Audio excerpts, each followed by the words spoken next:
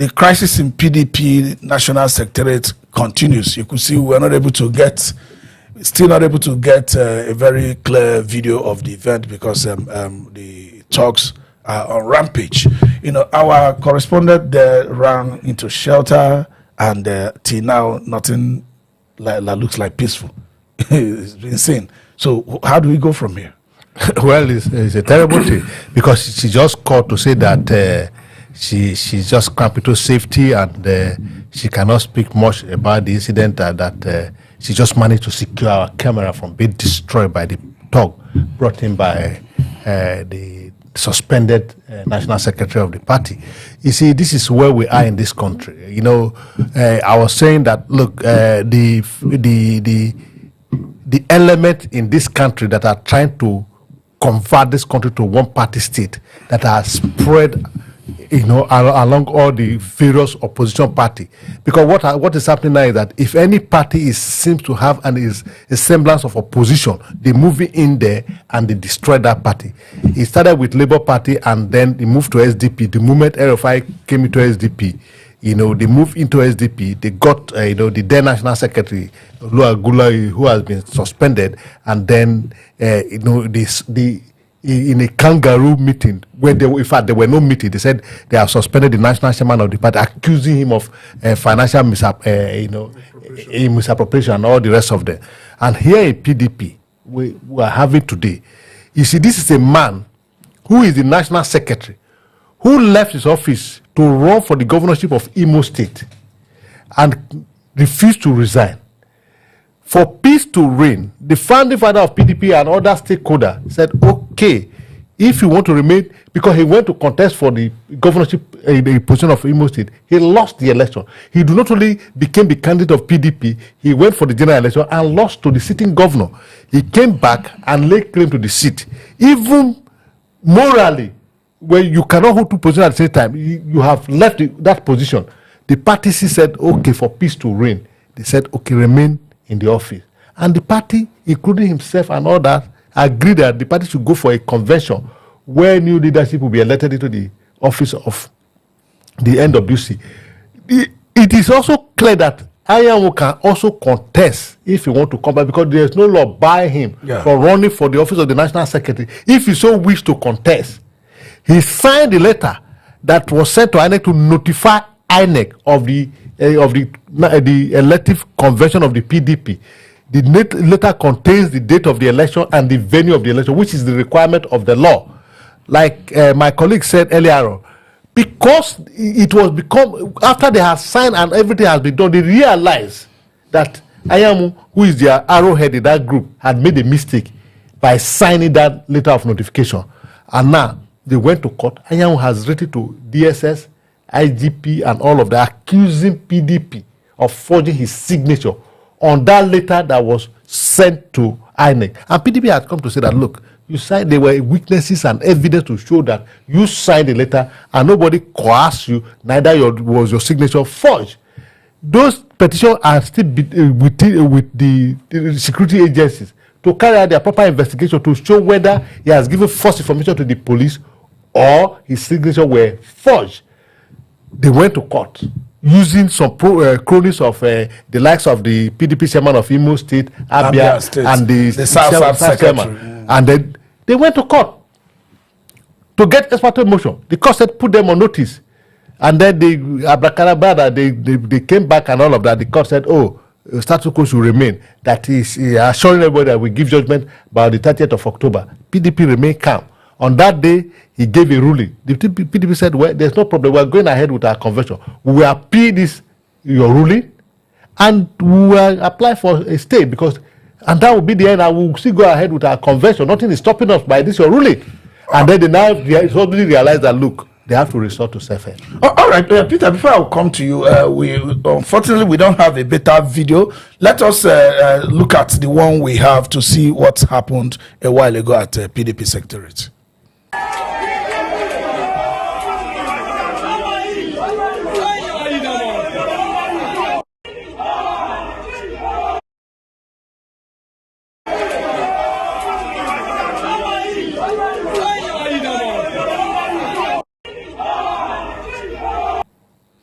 Yeah, unfortunately, we couldn't get a better video than that. Hopefully, everything comes down and we're able to get something better to show you. That was PDP's National Secretary a while ago with some thugs who claim to, be under the instruction of Senator Samuel Anyanwu, who has been suspended from the party. And though they got judgment, and the people that they are allied with got judgment against PDP's convention, which PDP is appealing, and of course, naturally, they're going to get stay of execution. And when such happens, nothing legally would be stopping them from conducting their election at their convention, going on with their convention at Ibadan. Now, looking at the principal fact that Supreme Court had said that party matters resides with the party constitution and the party administration. Do you think that is the reason why Anyanwu and the Ali decide to resort to self-help?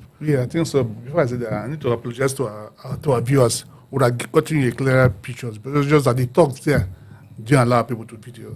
They almost destroy our cameras, but thankfully, our stuffs are safe, but we promise later in the day maybe we'll get you something to watch and see for yourself what is happening in PDP, which is a shame.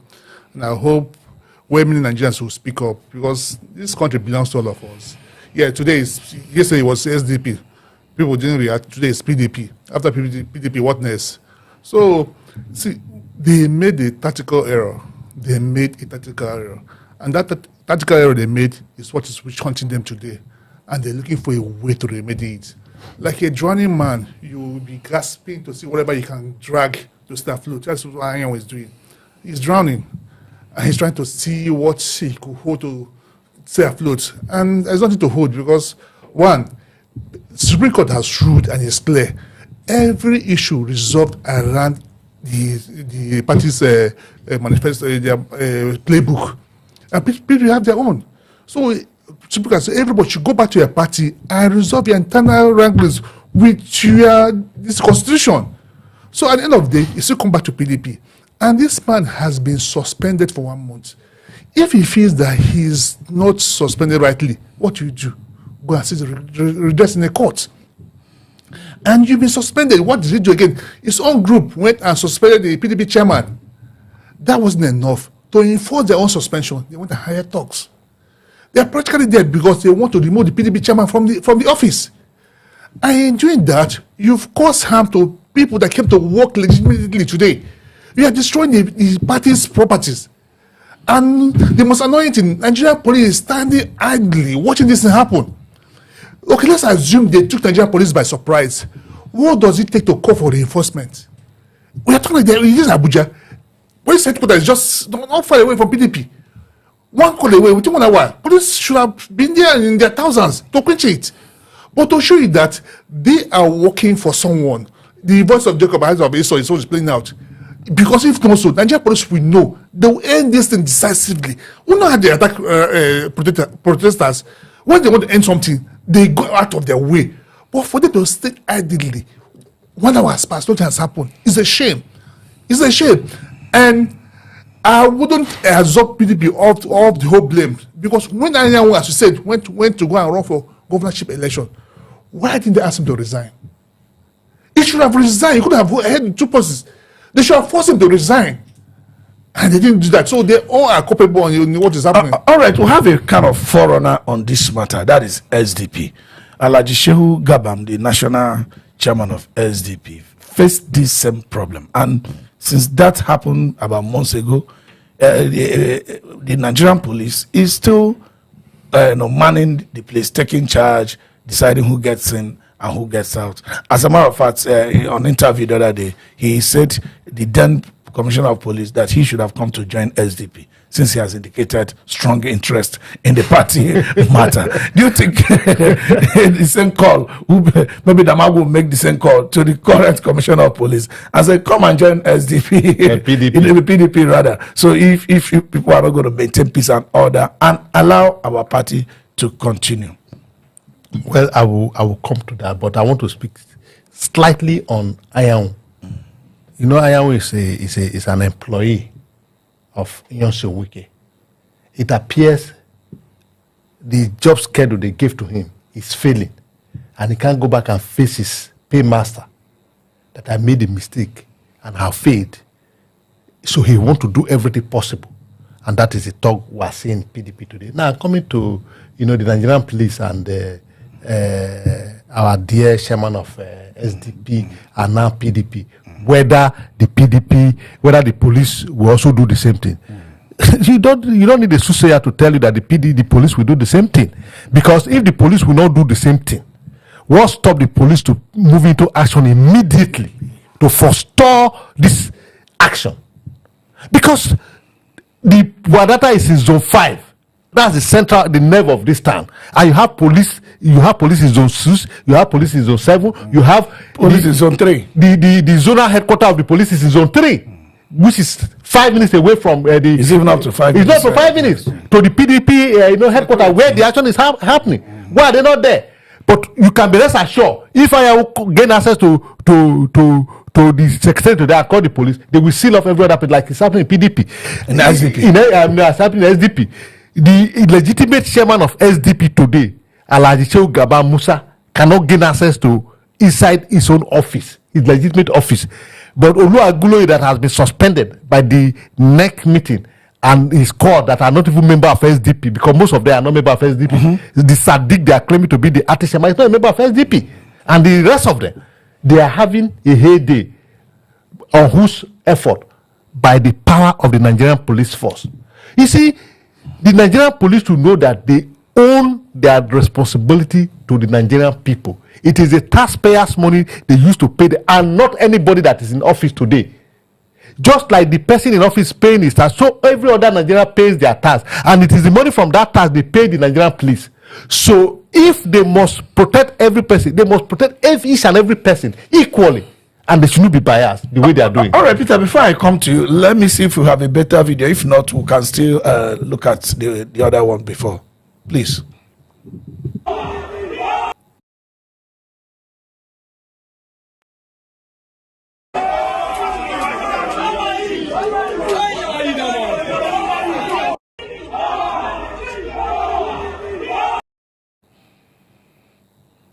Yeah, still not a better video yet. Hopefully we're able to get that before the day runs out. Peter, let me continue with this. If Anyanwu continues with this trajectory, do you think he will be able to physically frustrate PDP out of their convention? I think he would. That's his game plan, but would they be successful? That's question that tomorrow will answer, because that's just what it is. They don't want the convention to hold. But when that convention holds, they will let fresh new people into offices to man PDP. And Anyanwu camp, which is headed by Wiki, they're not sure of a new road if they allow that convention happens. But if they're certain that they could install next secretary, they will allow it to happen. So they are afraid of their inability to secure any position there. So if I'm sure I'm going to win an election, why would I allow a free election to happen? So if they're sure that Anyanwu could emerge, or the preferred candidate could emerge as the secretary or chairman, they will allow it happen. So their target now is to make sure that PDP convention does not hold. They want PDP to remain in shambles. And the truth be told, this is a party that has structure in every local government, every state, every ward. The PDP is well spread. PDP is well accepted in Nigeria. And if PDP is in one house, this community is going to have a big run. If the PDP succeed and pick the right candidate, APC is not there, they're in for it. So what do? They are playing politics with it, and they're not playing according to the books. They're trying to frustrate PDP from standing, and because they have not delivered on their mandate, if their scorecard could guarantee them the next election, they should allow other parties to strive, because they have not delivered on their mandates. Their scorecards can't guarantee them the election. So, and they have a man in PDP that's doing their bidding. This annual game, to me, is over. I still refer to that mistake they made by signing that letter. The letter he has followed, he has gone to challenge the court that his signature was forged. But let's look at that. Let's consider him that his signature was forged. PDP set up committees, subcommittees for the convention, and he was made to chair one of the committees. He has said his bill, what it will cost his committee to do, because of what they need to arrange for the same convention. You said your signature was forged, and you are heading a committee. Okay, let me come to you. Philip, let me come to you. It's not surprising. Do you think that by popularity, Wike has lost the grip of PDP, and that is why they are resorting to this? Long ago, very, very long ago, Wike lost everything about PDP. Wike does not command any respect in PDP anymore. The moment he started to play his anti-party, game, playing to the gallery that he was offended and is taking his pound of flesh. That's not how to be a party man. You are aware that since PDP lost election, Wike has been on top of his game, installing every national chairman from Amadou Sherif to Secondus to Yoshayu. And all of a sudden, he realized, even the Damagu, it was said that he was the one who brought Damagu and Samuel. But Damagu has realized that, look, we can't continue this way. This Wike should be my younger brother, So it shows clearly that they have lost. If they haven't lost, when they will, all along when they've been in control, they have not restored to this self-help. The only reason why they are resorting to self-help is because the game is up. Nothing to do again than to say, okay, if we can't have it, let nobody have it. Yeah. All right. For the interest of those just joining us, we still don't have a better video, but let's see what happened a while ago at the PDP National Secretariat.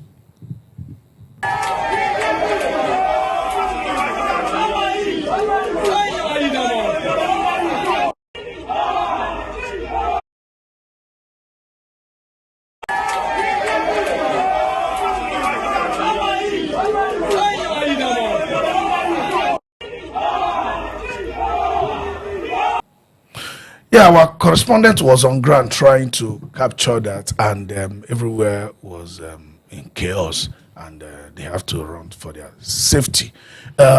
This trajectory, as it is now, obviously is going to set PDP back in terms of having a place to meet, because once police takes over that place, you're not going to come and start fighting the police or anything like that. Do you think PDP is going to resort to using any other location for the coordination of their convention? If they're smart, that is what they should do. They should, at least they have legacy house, they have some other place they could use. If they insist on using the data, they are helping Anyanwu to achieve their plans. So it's the building. Just consider the building to them. They don't have the structure. Who mans the two structures are human beings. So move his workforce to another place, stay and plan your convention. If for any reason they are not able to resolve issues of getting access to their national headquarters before the convention period, and they choose to continue with the convention, do you think this kind of thuggery attitude will be right at Ibadan waiting for them? That is where the issues are. That is where the fears are. And this government has showed their hand. We've seen it repeatedly happen in at least Lagos State, where ADC wanted to have their meetings, you see talks, you see police there standing by, watchdog, destroy them. It happened in several states, in Kaduna. So seeing it play out in Ibadan won't be a surprise. But I think people should move ahead of them. Raise alarm, make it a topic, start discussing it, write DSS, write police, write whoever you need to write, inform them of your convention, ask for extra security. So let the world be aware these things we are requested for. So when it happens, it will be very clear that this is what they want to achieve. But for crying out loud, let PDP breathe, let them do a convention. And there's no even guarantee that PDP might even get a credible candidate to run against Tinubu. So let them be, let them do their convention. Okay, Philip, let me come to you. Graciously, the rumor of coup that was being paraded a few days ago has been discarded by the government, that there's no truth to it. But when the people who are within the polity, Democrats in quote, continue to suspend the constitution in our actions, in our activities, police, for example, in SDP case, writing INEC specifically and getting response from INEC that Alhaji Shehu Gabam is the SDP chairman. But not being allowed into his office and things like that. And you begin to see protests not being allowed to thrive. You begin to see Anyanwu, who had gone to court to get court order, now taking extra step and self-help to take over the PDP secretariat so that you can prevent Damagol and Co from functioning. When you begin to see the lineup of these activities and people are not speaking up, they are not talking. When maybe anything wrong that might look like a standard incursion of Donald Trump about our insecurity happens, you see everybody will now find their voices again. Isn't it time for all Nigerians, both those in APC, those in PDP, those in any other political party, to say enough of this nonsense? There's going to be election come 2027 and opposition parties are going to thrive. Enough of all this nonsense. It means occupying judiciary, occupying anywhere, even occupying police station, to say do not obey legal instruction and legal order anymore. Your duty is to uphold constitution, not even to serve any individual. You have to think it's time, because we have to save our democracy. If we don't save it, suspension of constitution at a greater level might just be at our face. Well, if you say at a greater level, is the constitution not suspended at a greater level already? This is why Sowore, in response to the threat of Donald Trump, to the Nigerian government, because of their laxity to the citizen, the life and the life of the citizenry, so already said that, look, this is equally to Nigerians to hold the Nigerian government accountable. When you say what you are saying, it is the Nigerian people to wake up and hold these men accountable, because the truth remains that these people were hired by Nigerians. They offered themselves for the job, and the Nigerian assessed them, whether rightly or wrongly, and hire them to man the office. If they are failing, it is the duty of Nigeria to say, look, the job we hire you to do, you are not doing it.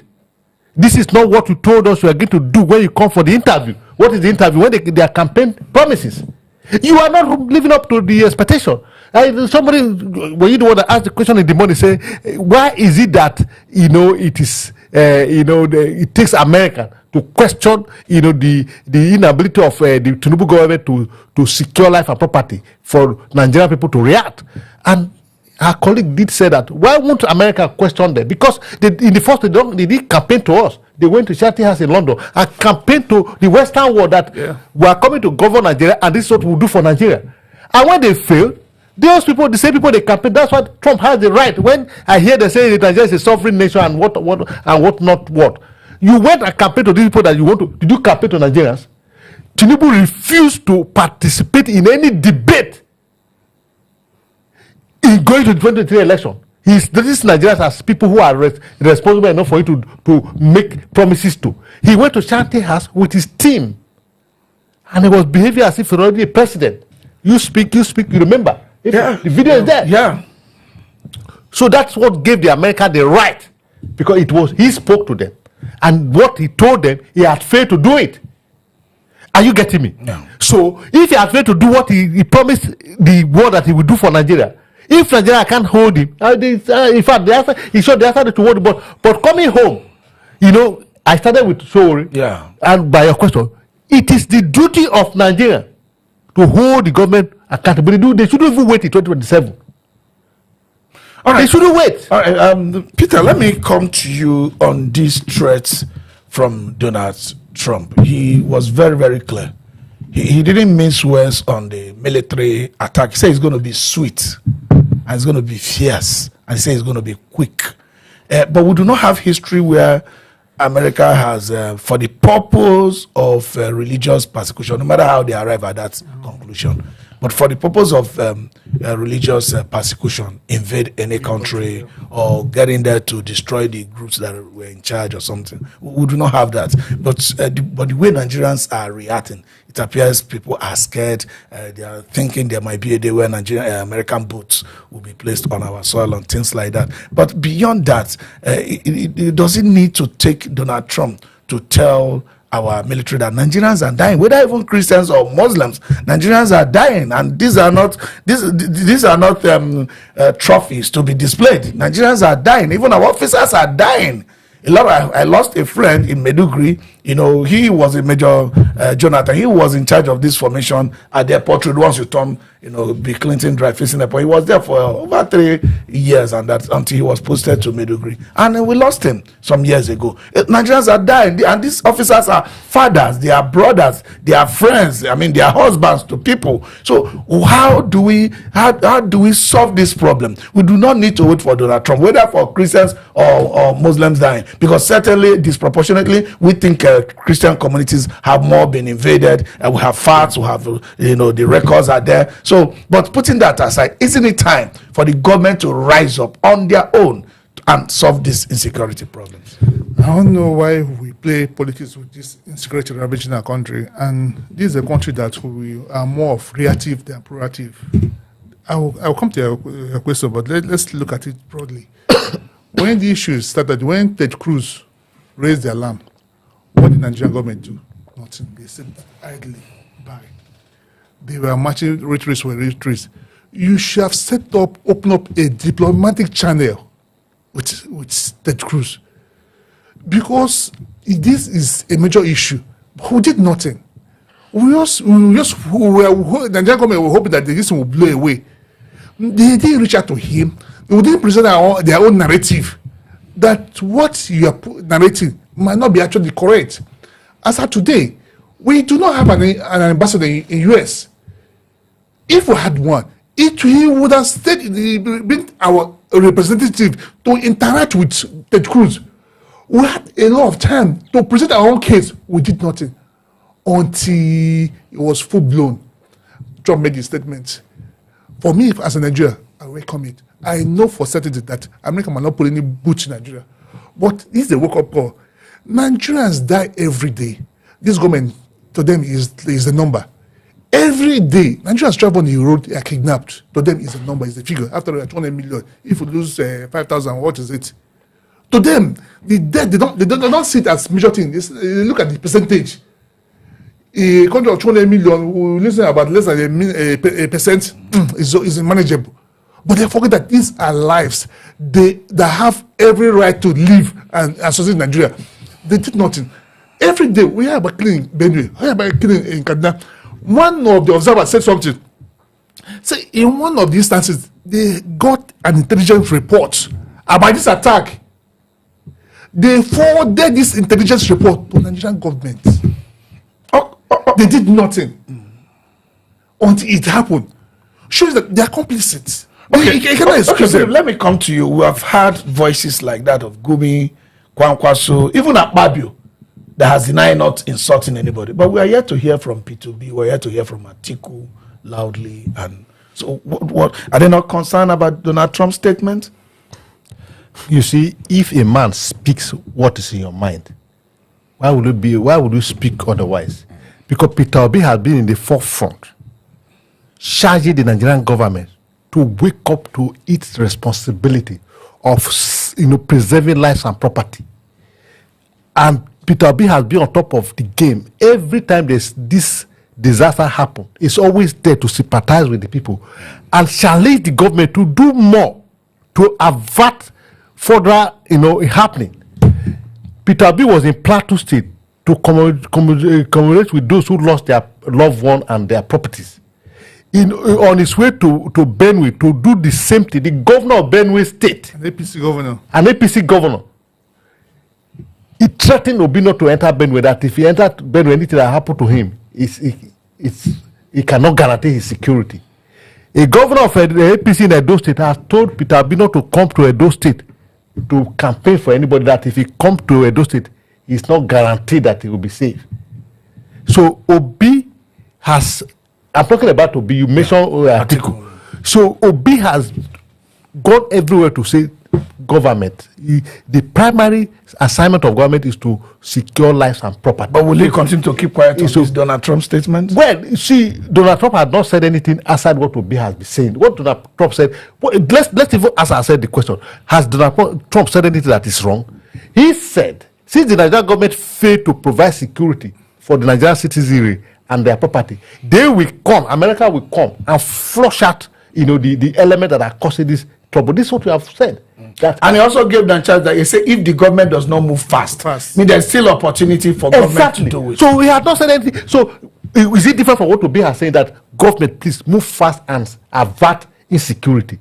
Donald Trump said, okay, fine, you have failed, but I'm giving you the last chance. When you fail, I will come with my people, and I'm sure because the Christians that are here, they are our brother in Christ. We can't watch them being killed. Yeah, actually, we didn't want to get into that because this is our country. Yeah. We don't want anything religious. We also see that kind of brotherliness, even among Muslims, and sometimes you see certain things, maybe caricature picture of the leader of Islam, being presented. So when you see fellow Muslims fight everywhere, say no, we're against that. Those are kind of brotherliness Trump is trying to show up. Only that in America, it is domesticated in their law, in the International Religious Freedom Act of 1998. And as a result of that being a law in America, they monitor annually and have annual reports that is even being delegated to the Secretary of State by the President. So every year, America classifies certain countries that to become a country of particular concern. And when such happen, it doesn't always mean that the country itself, that the government itself are using instruments of state to perpetuate religious persecution, but it could be their silence or allowing it to happen unchecked. So, and to that point, they could even allege that it's happening. And especially when certain attacks are orchestrated and directed towards the area where you have certain religion, they don't get to this decision just by one event or two events. If you begin to see the number of Catholic priests and all that have been kidnapped in this country since 2015, you are going to put that number. There's no other priest of any other religion that has suffered things like that. So when such happen, it doesn't mean, like I said in the morning, that they say, oh, Christians line up here, Muslims line up here, Ekis line up here, pagan worship or whatever line up here, then they choose Christian to kill. Such things are not going to happen. It's just orchestrated systematic attack that is disproportionate. Now, coming to issue of Trump coming to solve that, America has the largest number of Christians, followed by Brazil, followed by Mexico, and Nigeria is the fourth in the whole world. That certainly commands respect and authority among Christian population. Do you think America might get involved in things like regime change? Because they're not going to come and put their soldiers on ground. Things like regime change and things like that. And that could also gain attention of the president because he's trying to run for 2027. Yeah, it is. You know what they did to Jonathan? They're almost the same thing. It was same APC that went to US to go meet, I think, Senator Kerry to report about Christian being killed in Nigeria. They started all this process. Yeah, it has come back to haunt them. They started it. So they are afraid of America getting involved in a nation. And you don't tell them, if they decide to get involved, it's going to be hooray for this government. So they are trying to see a way they could appeal to the American government. And for Nigerians, the only way you can appeal to them is to secure our lives. See, Nigerians, yes, from the statistics we have, probably more Christians has been killed, but that's not what we're looking at. Nigerians has been killed. Because of this insecurity, our farmers can't go to farm. You know what that causes? Food inflation. The cost of food going above the board. Our students can't go to university schools. Go to most of the university schools not. They're deserted. Because of fear. Send the children there, you don't know what will happen. And most of the local councils in the north, they're no longer functional. They're under the control of bandits. And we have a government that is ready to start with responsibility of providing security and protection of life, doing nothing. How can a sane government sit idly and see your local council going to negotiate with bandits? Okay, we discussed this in the morning. Gumi said the president should think of cutting diplomatic ties with America because of, trying to threaten our sovereignty, trying to have incursion into our sovereignty. But I've not heard Gumi say anything for years now since he stopped negotiating for bandits and all that. Since Tinubu came to power, I've not seen Gumi say anything against bandits that are taking over our territories, taking over our farms, taking over our local communities, collecting taxes, collecting money from local farmers. I mean, that is incursion of territory. It's already happening. That of Trump is a threat, and Trump didn't even say they're going to come to take over our territory. He said they're going to come to wipe out the Islamic terrorists. That's his specific words, and they will do that quickly. He says it's going to be fierce, it's going to be sweet, and there's no statement as to remaining and continue to control the territory. Gumi has said nothing. I haven't seen Gumi condemn these terrorists that you are taking over our territory. It is wrong. Rather, he's going to meet them. During Buhari's time, government will say they declare a terrorist wanted. Gumi will go there, discuss with them, snap each other with them, come out. And somebody they declare wanted, somebody is going to talk to them, and nothing happened. What is Gumi enjoying the death of Nigerians happening every day? Somebody have to say this. You see, you just said Gumi. The question is, who is Gumi in the first place? Gumi just suddenly found his voice. You know, the city president is looking for friends. You remember 2 days ago or 3 days ago, the former aviation minister,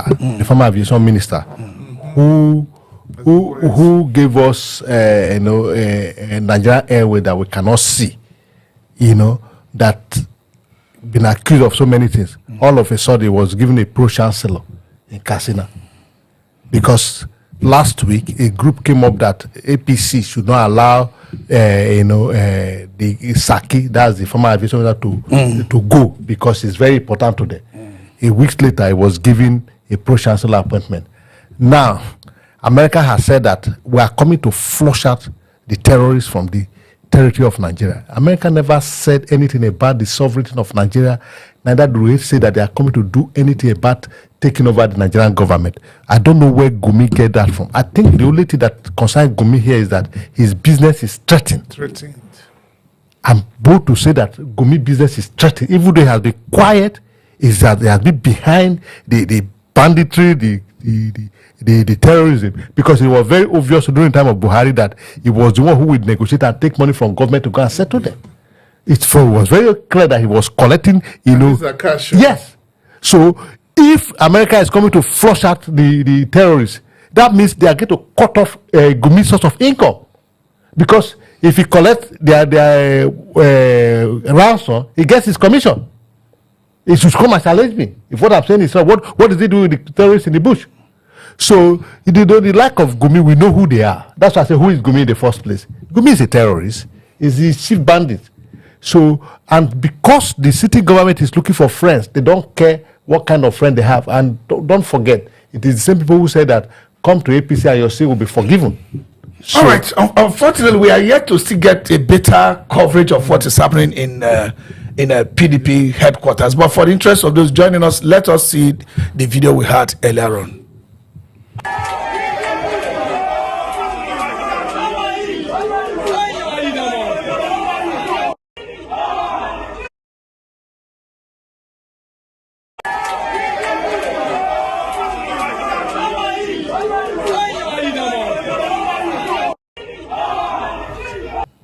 Yeah, what we just saw was PDP national headquarters a while ago. The National Secretary that was just suspended, Senator Samuel Anyanwu, was alleged to have conducted and organized some talks into the venue, and journalists were there, a lot of reporters were there, correspondents were there, and none was allowed to take pictures or videos of what was happening. What you saw was amateur videos sent to us by our correspondent, who was also running for her safety. Graciously, they were able to secure their cameras and all that. Hopefully, it gets better, and we'll get you better reports as we progress.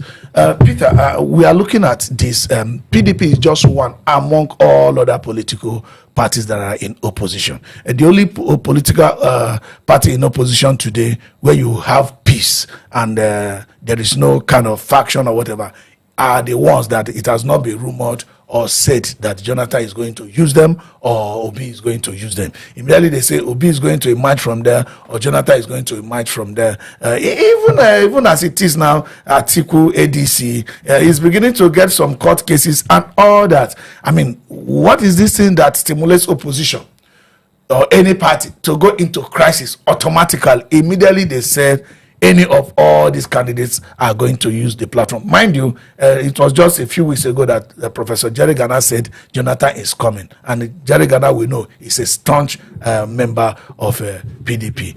Could it be that it's because of Jonathan that PDP has now caught fire beyond where it was before? No, I wouldn't say it's because of Jonathan. It's just simply because the government is afraid and they don't want PDP to stand. It mustn't be Jonathan. It could be OP. It could be somebody else more credible. So they don't want PDP at all costs. I remember some weeks ago, I remember Abga asking, when labor issues started, they were asking Oti to come to the party. They are the only party that have peace. When they said that, we all laughed because no key player has identified to run with Abga for presidency. So if that happens, imagine what will happen to them.